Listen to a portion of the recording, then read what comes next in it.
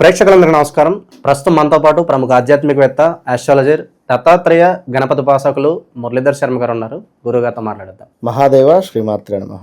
గురుగారు, దశపాపహర దశమి ఏంటి? ఈ రోజు యొక్క ప్రత్యేకత తెలుసో తెలియకో మనిషి చాలా రకాల పాపాలు చేస్తూ ఉంటాడు. తెలిసి కావచ్చు, తెలియక కావచ్చు. ఈ రోజుని ఎలా వినియోగించుకోవడం ద్వారా ఆ పాపాలు కాస్త తగ్గే అవకాశం ఉంటుంది గురుగారు? తెలిసి తెలవక అని కాదు, ఇక్కడ తెలిసి చేసినా తెలవక చేసినా అనేటువంటి పాపాలను హరించే అటువంటిది దశపాపహర దశమి అనేటువంటిది కాదు. ఇది మరి దేని వలన అనేటువంటిది మనం వీడియోలో చెప్తాం.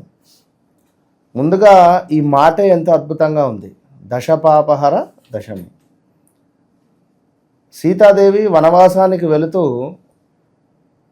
తిరిగి వచ్చిన తర్వాత మళ్ళీ ఈ యొక్క గంగామాతకు చక్కటి పూజ కార్యక్రమాలు చేస్తాను అని చెప్పి ఆ విధంగా సీతాదేవి వనవాసానికి వెళుతూ నమస్కరించుకొని వెళ్ళినటువంటి సందర్భము ఇదే రోజు మరి మనకు ఈ యొక్క గంగా నది ఆవిర్భవించినటువంటి రోజు. సో ఈ యొక్క అవతరించినటువంటి రోజుగా మనకు ఈరోజు చెప్పడం జరుగుతూ ఉన్నది. మరి మనకు శాస్త్ర విహితంగా కూడా కొన్ని అద్భుతమైనటువంటి విధులను పాటిస్తూ ఒక పండుగ వాతావరణంగా కూడా మనకు ఉత్తరాదిన ఉండేటువంటి వారు ఈ యొక్క గంగా నదికి కావచ్చును, ఈ యొక్క గంగా దేవి యొక్క ఆవిర్భావాన్ని వీరు అత్యంత పండుగ వాతావరణంగా కూడా చేసుకునేటువంటి రోజు ఈరోజు. కొన్ని ప్రదేశాలలో ఈ యొక్క గంగా నదికి చీరను సమర్పిస్తూ ఉంటారు. అదేవిధంగా ఇక్కడ ఒక పూజా కార్యక్రమాలు కూడా చేస్తూ ఉంటారు. కొంత నవధాన్యాలు కావచ్చును, అదేవిధంగా కొంతమేర అక్కడ మనకు గౌరీ పూజ లాంటిది నిర్వహించుకొని అక్కడ హారతి అనేటువంటిది సువాసినులు అందరూ కూడా చేసుకొని ప్రదోష కాలంలో అంటే సాయంకాలంలో పూజించుకునేటువంటి రోజు. ఈరోజు ఎంతో విశేషమైనటువంటి రోజు. ఇంకా చూసుకున్నట్టయితే మనకు మనుషులు తెలిసి తెలవక అనేటువంటిది పక్కన పెడితే వారి యొక్క నోటి ద్వారా చేసేటువంటివి, చేతుల ద్వారా చేసేటువంటి పాపాలు, అండ్ ఇక్కడ మానసికంగా చేసేటువంటివి ఇలాంటివి. అంటే ఉదాహరణకు ఇప్పుడు అపాత్ర దానము అంటే మనకు స్తోమత ఉండి కూడా కొన్ని దానాలు మనం తీసుకోకూడదు. అదేవిధంగా మన స్తోమతకు మించినటువంటి దానం కూడా మనం చేయకూడదు. ఓకే, ఇప్పుడు నీ జేబులో 100 రూపాయలు ఉంది, నువ్వు పలానా ఊరికి వెళ్ళాలి, ఎవడో అక్కడ ఆకలితో ఉన్నాడు, 100 మంది ఇచ్చేస్తే నువ్వు ఎట్లా పోతావు? ఇది అపాత్ర దానం అవుతుంది. ఓకే, అదేవిధంగా మరొకటి శాస్త్రము అంగీకరించని హింస. ఇక అది అందరికీ తెలుసు వినరా, అంటే లైక్ అది ఇప్పుడు నాన్ వెజ్ రిలేటెడ్ కావచ్చును, ఇంకా ఏదైనా పరస్త్రీ లేదా పురుషుని యొక్క వ్యామోహం కలగడం. ఓకే, ఒక వివాహం జరిగింది, భార్యాభర్తలు అన్యోన్యంగా ఉన్నారు, చక్కగా కలిసిమెలిసి, ఇది ఇక్కడికి అద్భుతం. ఈ భర్తకు పరస్త్రీ వ్యామోహం కానీ, భార్యకు పరపురుష వ్యామోహం కానీ, అలాంటి సంబంధాలు కలిగినటువంటి వారు కూడా ఈ యొక్క దశపాప హరదశమి రోజు అంటే దశపాపాలలో ఇవి అంటే ముఖ్యంగా చెప్పబడుతున్నాయి. ఇంకను మనకు నోటి ద్వారా అంటే ఎట్లా అంటే పౌరుషంగా మాట్లాడడము, విచక్షణ రహితం అనేటువంటిది ఒక తండ్రి కానీ, ఒక తల్లి కానీ, ఒక అన్న కానీ, ఒక చెల్లె కానీ, ఒక సార్ కానీ, ఒక గురువు కానీ, ఇలాంటి తేడా లేకుండా విచక్షణ అనేటువంటిది కోల్పోయి పౌరుషంగా మాట్లాడుతూ ఉంటారు కొందరు. ఇది ఈ పాపాలలో ఒకటి అయ్యేటువంటి పరిస్థితి. మరొకటి మనకు అసత్యము పలకడము. అసత్యాన్ని తరచూ కూడా ఎక్కువగా కూడా పలుకుతూ ఉంటారు కొందరు, ఇట్టి అసత్యాలను పలకడము. అదేవిధంగా మరొకటి చాడీలు అంటే ఈ యొక్క చెంచాగిరి అంటారు కదా, ఇవాళ రేపు ఇక్కడి అక్కడ అక్కడి ఇక్కడ వాళ్ళదే రాజ్యం ఇవాళ రేపు అంతా నడుస్తుంది. కానీ అదేవిధంగా వ్యర్థ ప్రలాపాలు చేయడము, సమాజం వినలేని భాషను కావచ్చును, పనులను కూడా మనం ఉపయోగించడం, అంటే బూతులు కావచ్చును, ఇంకా మనం మాట్లాడేటువంటి సందర్భంలో ఇప్పుడు ఏవో బూతులు అక్కడ ఎవరో ఆడవారు ఉన్నారనుకోండి, వారి మనసు బాధనే కదా. ఇక మరీ ముఖ్యంగా పరద్రవ్యాన్ని తస్కరించాలి అనేటువంటి దుర్బుద్ధి. పలానా దగ్గర 100 రూపాయలు కనబడ్డాయి, అది నాది కాదు అనేటువంటి భావనతో మనం ఉండాలి. ఆ డబ్బును మనం దొంగిలించాలి అని ఎప్పుడైతే చూస్తున్నామో, అది ఉదాహరణకు నేను చెప్పా, అది ఏదైనా కావచ్చు. సో ఇదొకటి. ఇతరులకు బాధ కలిగించేటువంటి పనులు చేయడము, ఇతరుల యొక్క మనస్సును కూడా బాధ పెట్టే విధంగా మాట్లాడడం, వ్యర్థమైనటువంటి అహంకారాన్ని కలిగి ఉండడము, అహంకార భావంతో.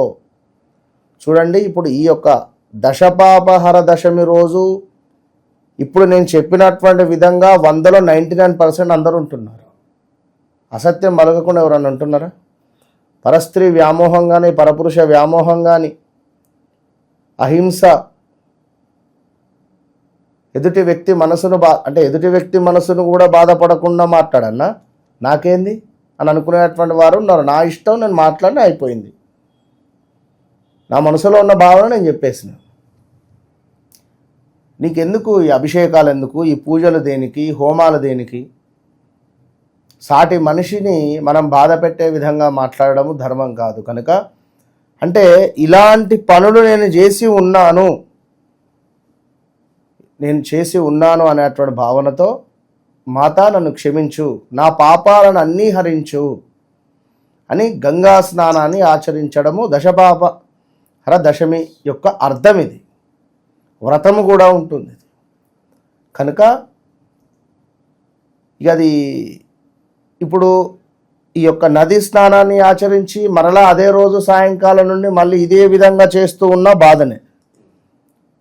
కనుక ఇవన్నీ గమనించుకొని ముందుకు వెళ్ళాలి. వాస్తవానికి కూడా ఇది ఒక 10 రోజుల పండుగ వాతావరణం. మనకు జ్యేష్ఠ మాసము మొదలైనప్పటి ఆ యొక్క పాడ్యము నుండి కూడా 9 రోజులు కూడా చేసుకుంటూ ఉంటారు.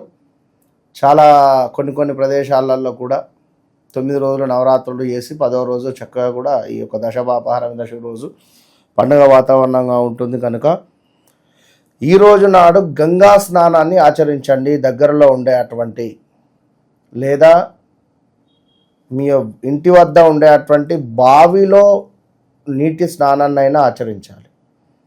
లేదా స్నానం చేసే అటువంటి ఆ యొక్క నీటిలో కాస్త గంగాజలాన్ని కలుపుకొని కొంతమేర పసుపును యాడ్ చేసుకొని చక్కగా కూడా గంగేచ యమునే చైవ గోదావరి సరస్వతి నర్మదే సింధు కావేరి జల యస్మిన్ సన్నిధిం కురు అని ఇట్టి మంత్రాన్ని చెప్పుకొని ఒక్క చుక్క పాల చుక్కను దానిలో యాడ్ చేసేసి చక్కగా కూడా స్నానాన్ని ఆచరించవచ్చును. జల వనరులు కూడా ఉంటాయి. ఏది మన యొక్క ప్రదేశంలో కొన్ని ప్రదేశాలలో ఇప్పుడు అక్కడైనా కూడా స్నానం చేసుకోవచ్చును ఖచ్చితంగా కూడా. ఇక ఇవేమీ లేవండి అనుకునే వారికి చక్కటి విషయాన్ని నేను చెప్తున్నాను. చక్కగా కూడా ఈరోజు దీపారాధన చేసుకొని లక్ష్మీదేవి యొక్క ఫోటో ముందు మీరు నేను చెప్పేటువంటి నామాలను చెప్పుకోండి. ఓం నందిని యై నమః, ఓం నళిని యై నమః, ఓం సీతాదేవ్యై నమః, ఓం మాలిని నమః, ఓం మహాపగ నమః, ఓం త్రిపదగామిని నమః, ఓం భాగీరథి నమః, ఓం భోగవతి నమః, ఓం జాహ్నవి నమః, ఓం త్రిదశేశ్వరి నమః. ఈ 12 నామాలను ఇంట్లో చదువుకొని చక్కగా కూడా అమ్మవారికి పరమాన్నంతో కానీ లేదా మామూలు పాలను నివేదన చేయండి. సో దీనివల్ల జాతకరీత్యా ఉండేటువంటి దోషాలు కూడా కొంతమేర తొలగిపోయేటువంటి పరిస్థితి ఉంటుంది. కనుక చక్కగా ఆ యొక్క హరిని సిరిని ఇద్దరిని కూడా ప్రార్థించుకోండి. సంకల్పం చక్కగా కూడా చెప్పుకోండి. ఆ యొక్క మనకు సంకల్పం కూడా ఏమిటి అంటే, స్నానం చేసేటప్పుడు తప్పకుండా ఈ యొక్క శ్లోకాన్ని చదువుకోండి. మమ ఏతక్ జన్మాంతర సముద్భుత దశవిధ పాపక్షయ ద్వారా శ్రీ పరమేశ్వర ప్రీత్యర్థం దశహర మహాపర్వ నిమిత్తం స్నానమహం కరిష్యే అని చెప్పుకోండి. ఈ యొక్క సంకల్పం చెప్పుకొని చక్కగా కూడా ముందుకు వెళ్ళండి. మంచి అద్భుతమైనటువంటి ఫలితం ఉంటుంది. All the best. ఈ ప్రత్యేకమైన రోజును పురస్కరించుకుని ఏ విధమైన పరిహారాలు చేసుకుంటే ఉన్న పాపాలనే తొలగిపోతాయో మీ మాటల్లో చాలా బాగా వివరించారు గురుగారు. ధన్యవాదాలు. మహాదేవ్.